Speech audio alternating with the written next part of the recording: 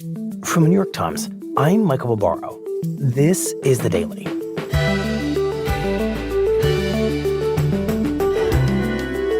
Today we are announcing campaign finance, bribery, and conspiracy charges against Eric Adams, the mayor of New York City. For the first time in New York history, federal prosecutors have indicted the city's sitting mayor. The conduct alleged in the indictment is a grave breach of the public's trust. Public office is a privilege. We allege that Mayor Adams abused that privilege and broke the law, laying out what they described as a wide-ranging corruption scheme in which the mayor accepted illegal campaign donations and luxury gifts in return for political favors. These are bright red lines, and we allege that the mayor crossed them again and again for years. Today, my colleague, City Hall Bureau Chief Emma Fitzsimmons, on the rise and fall of Mayor Eric Adams.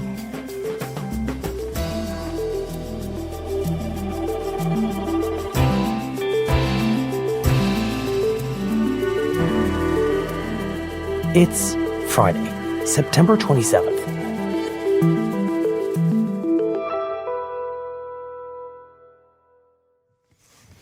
Well, Emma, thank you for coming in here. I can see that we have both brought our copies of the indictment, this thick 50-something page document that is very much going to define our conversation here.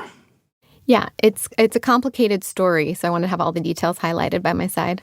It's a good thing to have it in here, and we're going to get to that. But I think we should start this conversation just by observing how extraordinary this situation is. Our mayor, Eric Adams, has just been charged with a pretty sweeping set of federal crimes. His future as our mayor is now very much in doubt. And I think it's worth saying that he leads a city of 8 million people. This is a city whose economy is bigger than the economy of many small countries. And on our best day as a city, we're very hard to manage. And now our manager has just been indicted. And that's genuinely shocking. So tell us the story, just to begin, of how we got here. The story of Eric Adams, how it came to this for him and now for us. Yeah, Michael. So I've been covering Eric Adams since he ran for mayor in 2021. And he is one of the most complicated, interesting, charismatic, flawed people I've ever covered in public life. And you've covered a few. Yeah, he's a very New York story. He's the city's first blue-collar mayor. He's the city's second black mayor ever. And at one moment, he called himself the future of the Democratic Party. And I think he wasn't the only one who saw himself that way for just a bit. Yeah, he said he could give this national message that I'm a tough-on-crime Democrat, I'm a moderate. He called himself the Biden of Brooklyn. He was viewed as a national leader in the Democratic Party for a moment. But Adams has had ethical problems throughout his political career during the time that I've been covering him. He says, I'm a police officer, I know where the line is, I follow the rules, but now that's really in question. So I think we should maybe go back even further to understand how Adams got to this point, where he could be mayor and could describe himself as the Biden of Brooklyn. And despite the fact that he runs this enormous city, I don't think a lot of people outside New York have really gotten to know him super well. So just tell us that story from the beginning. So he grows up poor in a tough neighborhood in New York City in Southeast Queens. He's the child of a single mom with 6 kids. She works as a house cleaner. And this becomes key to his biography. This is the story that he tells New Yorkers. Mm-hmm. In his telling, he was beaten by police officers as a teenager, and he decided to join the department to change it from within. And that was really the story that he rode into political office. Mm-hmm. He was a police officer for 22 years, and he ran for the state senate and then became Brooklyn borough president, which is largely a ceremonial job. Right, kind of mayor of Brooklyn. Yeah, sort of a cheerleader going to events, rah-rah Brooklyn. I mean, it's Brooklyn. You got to rah-rah. Yeah, but he always had his eye on becoming mayor. He said that God told him he would be mayor. And he said God told him he would be mayor. Yes, his faith is really important to him. And so in 2021 comes his moment. After months of hints and widespread speculation, Brooklyn Borough President Eric Adams says he is, in fact, running for mayor. He had been building political relationships, he'd been raising money, and this was an open seat. Mayor Bill de Blasio was leaving after 8 years, and in 2021, the city's coming out of the pandemic. Well, let me ask you, Eric Adams, about what we were saying is a major issue, as it turns out, crime, policing. Everyone is worried about crime, so he has this moment to seize the spotlight as a former police officer. You can't have shootings in Times Square. That's going to impact our tourism. You can't have gang members taking over our streets and having people being slashed and shoved to the subway tracks. So And say, I can make the city safer, and also, if Black lives matter, if the lives of everyday people of color matter, then we need to look at every area of the country where they're being impacted. I can reform the police department because of my background. We could have the reform in justice and public safety. So he had this compelling message in that moment, and that's what got him all the way to City Hall. And once he wins, what strikes you about the early days of his mayoralty, Emma? He had a lot of energy. He wanted to be this fun, energetic mayor who was seen out and about the city. One thing that can't happen, you can't stay home in your pajamas all day. He famously said, I want everyone out of their pajamas, back in the office. That is not who we are as a city. You need to be out, cross-pollinating ideas, interacting with humans. That was a direct insult at those of us working from home. I was still working from home in my pajamas often, and I told the mayor that. But he wanted us back in offices, in part to help the commercial real estate industry. Right, bring the city's economy back. Yeah, come back to restaurants, come back to nightlife. People are afraid to go back out to restaurants. Now they see the mayor going out saying, come back out to our city. He was out every night at nightclubs and bars. He was at Zero Bond with models and businessmen. I don't even know what Zero Bond is, but it sounds cool. I've never been. I'd like to go. I wish the mayor would take me. I am the mayor. This is a city of nightlife. I must test the product. He is holding all of these ceremonial events. And it's all part of this idea that he has swagger, he has energy, he is authentically New York, and he's excited to be mayor. And this is a city that never sleeps, so the mayor should not be taking a nap. He is seemingly everywhere. He's smiling. He's seen with Anna Wintour at Fashion Week. He's meeting with business leaders on Wall Street. He embraced this role of being a celebrity, of being the main character in New York City. They're saying that Eric goes out to restaurants. Breaking news. Duh. Yes, I do. And he really loved that role. I put in the universe almost 30 years ago that in 2022, I was going to be mayor. We got this, New York. Don't even worry about it.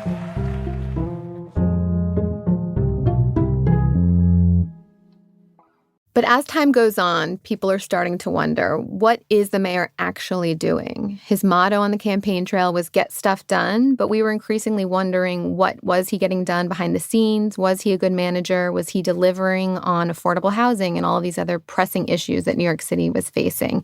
He ran on public safety, but people still felt unsafe. Street homelessness is still a huge problem. So people started wondering, is he going to deliver? Is he the right manager for the city at this incredibly important moment? Right. Or is he more focused on being seen late at night at a club? Yes. And then those of us who were covering him started to notice that he had a loose relationship with the truth.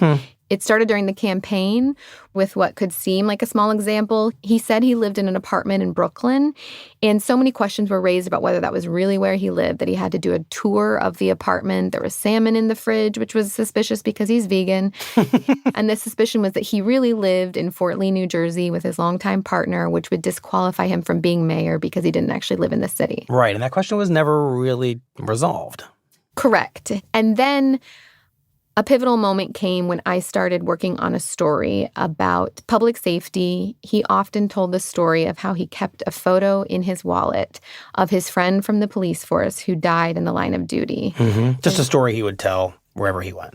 It's a story he kept telling to show that he cared about public safety, that he had been affected personally by gun violence. And he said he kept this photo in his wallet to remind him of the sacrifice of police officers, to remind him of how difficult that job was, and to never forget the legacy of his friend, who was named Robert Venable. So I asked his office, I said, can I come by? Can we photograph it for a story that we're working on? The photo in his wallet. Yes. So I showed up in the mayor's office, and he showed me the photo. We photographed it. It ran in the New York Times. And I later heard that the photo was not authentic and that it was created as a prop to show me. Huh. And that, in fact, staffers of his had used coffee to stain the photo to make it look old, and they had printed it off of Google. That's a pretty elaborate length to go to lie to a journalist from the New York Times about a photo in your wallet.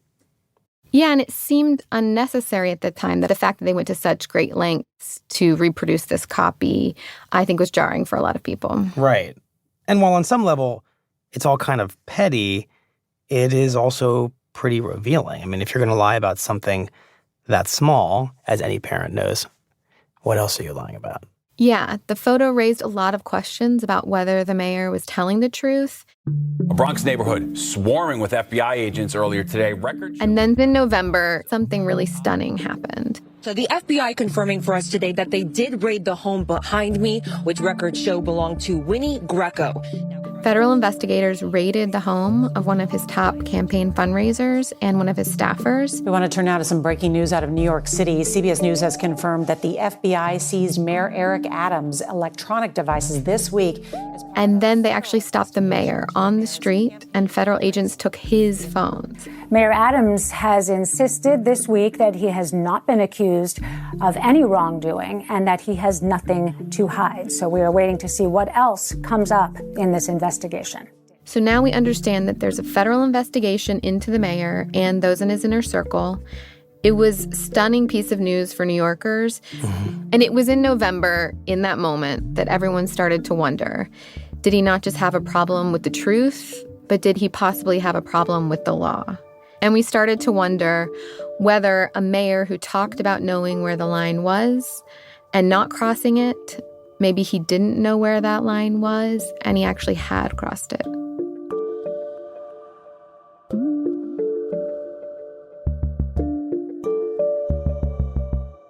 We'll be right back.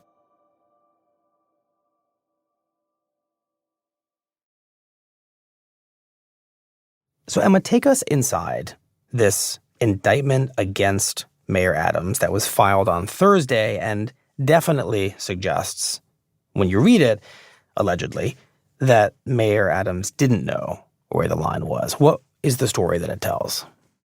Yeah, it lays out a story that starts really before he's mayor and continues once he's taken office, in which foreign nationals are giving him illegal campaign donations and free gifts, free trips, and ultimately they want something in return, which Adams, according to the indictment, allegedly gives them. Okay, walk us through what all these elements you just described actually look like, according to the indictment. So when he was Brooklyn Borough president, starting around 2015, he takes these 2 official trips to Turkey. He had close relationships with many ethnic communities in New York City.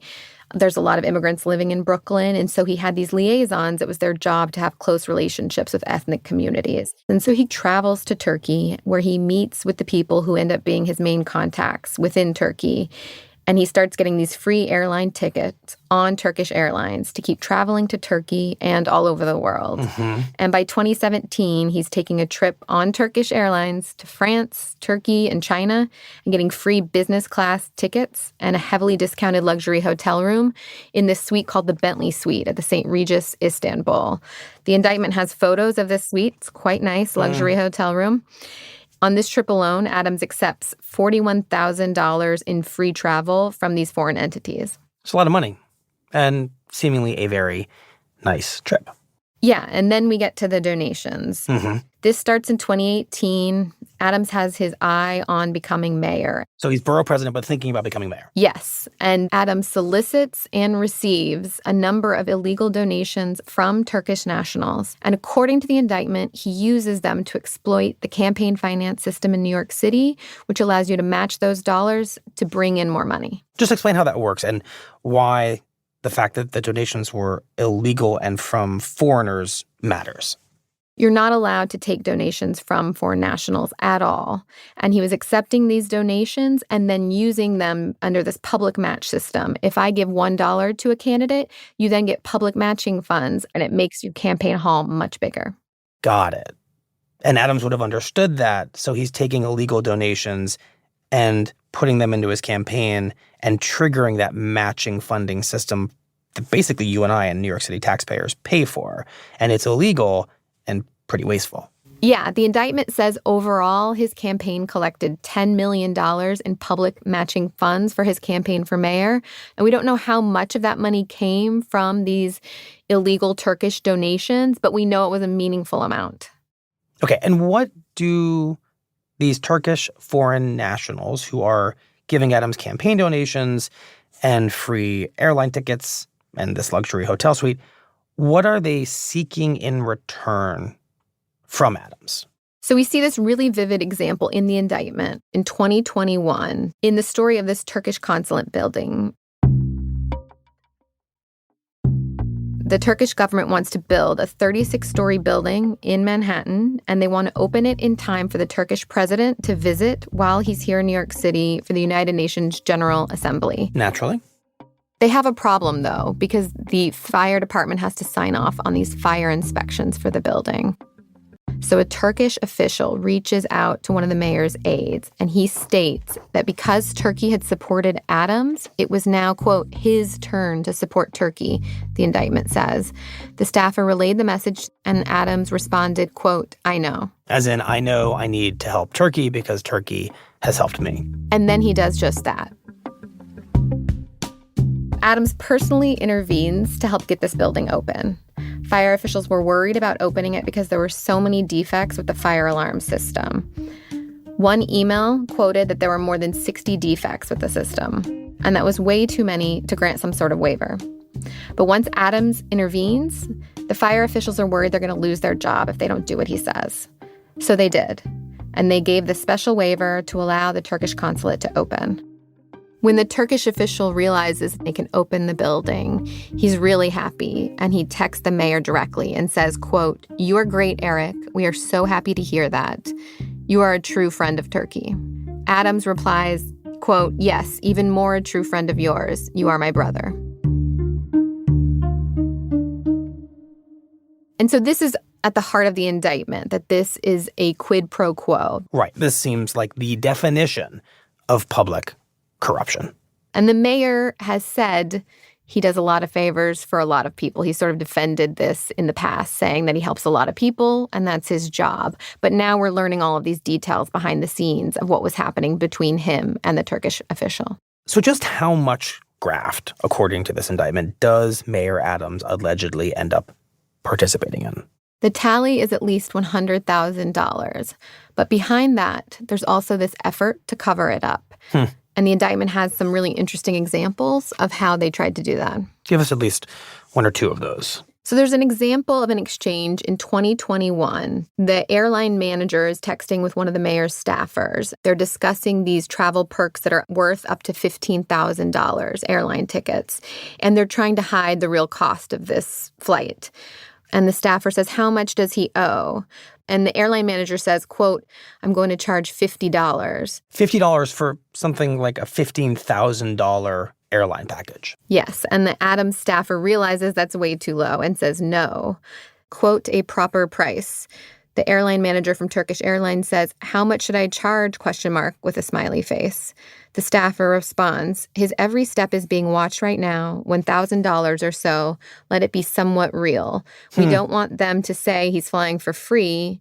At the moment, the media's attention is on Eric. This is right as he's winning the primary for mayor, so they don't want the heat. So they're trying to make this look like a real transaction. Wow. So there's kind of an open understanding that while Eric Adams seems very enthusiastic about accepting this free stuff from Turkish Airlines, that something must be done to make it seem somewhat legitimate, but not enough to actually cover the cost.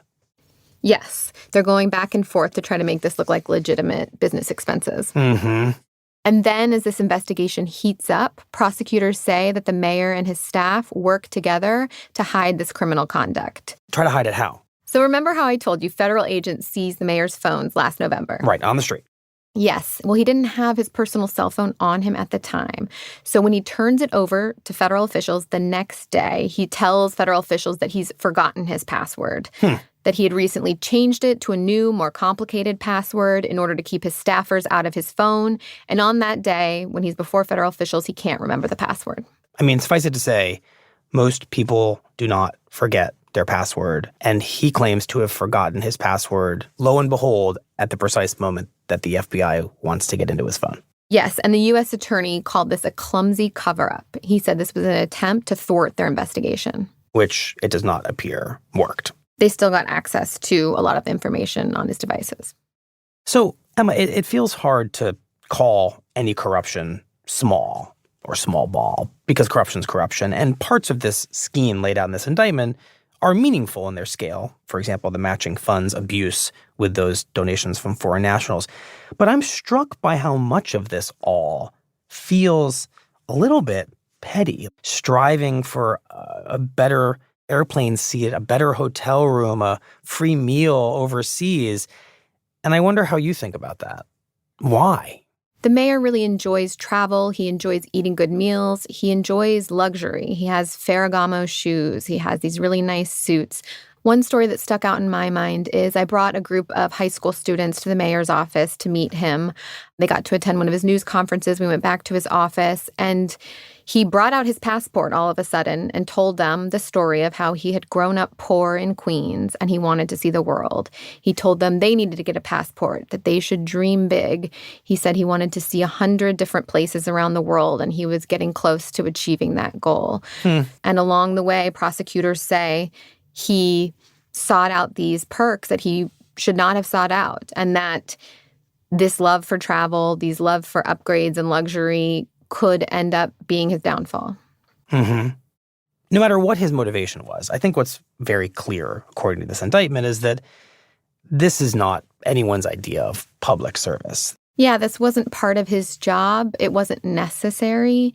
And I do think it's a really sad day for New York City. That's what I keep hearing from people, that they're heartbroken, that this is where he has led New York City.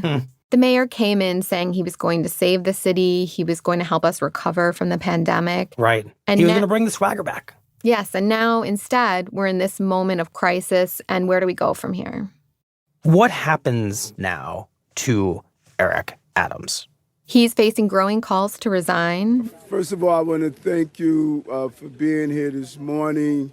He held a news conference today and said, "I'm not going anywhere." The actions that have unfolded over the last 10 months, the leaks, the commentary, the demonizing, this did not surprise us that we reached this day. He struck a defiant note and said that he was going to stay on as mayor and that he was going to defend himself. From here, my attorneys will take care of the case so I can take care of the city. My day-to-day will not change. I will continue to do the job for 8.3 million New Yorkers that I was elected to do. Is that possible? He doesn't have to step down. Only the governor, Kathy Hochul, can oust him from the job, and it doesn't seem like she wants to do that.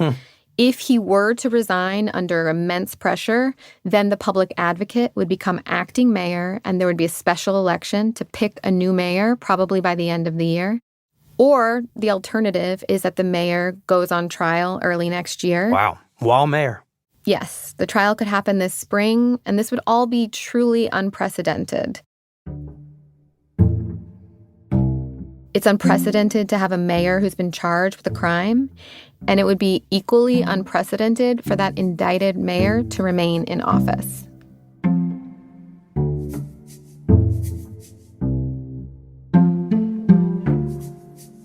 Well, Emma, thank you very much. We appreciate it. Thanks for having me.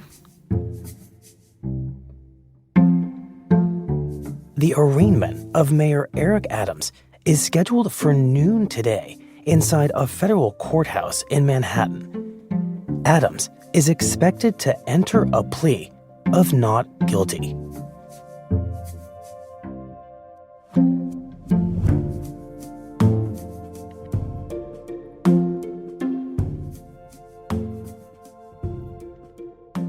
We'll be right back.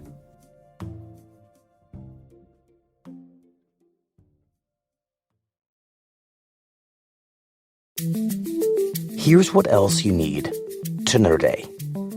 Hurricane Helene made landfall on Florida's Gulf Coast on Thursday night as a Category 4 storm and the most powerful storm ever to strike Florida's Big Bend region. The storm was expected to produce a wall of water up to 20 feet high that could swallow a large stretch of the state's coastline. A surge that large is highly unusual. For context, the storm surge from Hurricane Katrina, one of the deadliest storms to ever make landfall in the United States, reached 28 feet. The storm is now expected to move on to North Carolina and then Georgia.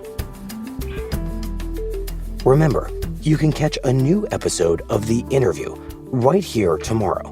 Lulu Garcia-Navarro talks with John Oliver, the host of HBO's Last Week Tonight. Do you see your show in the same way that it is 10 years from now? I mean, if I'm still alive, You look healthy. Let me just say. I'm going to have that statement sent through this building's fact checkers, and I don't think either of us are going to like the answer that comes back. Today's episode was produced by Luke Vanderplug, Shannon Lynn, and Will Reed, with help from Ricky Novetsky. It was edited by Patricia Willens and MJ Davis Lynn, contains original music by Dan Powell and Marian Lozano, and was engineered by Alyssa Moxley. Our theme music is by Jim Brunberg and Ben Landsverk of Wonderly.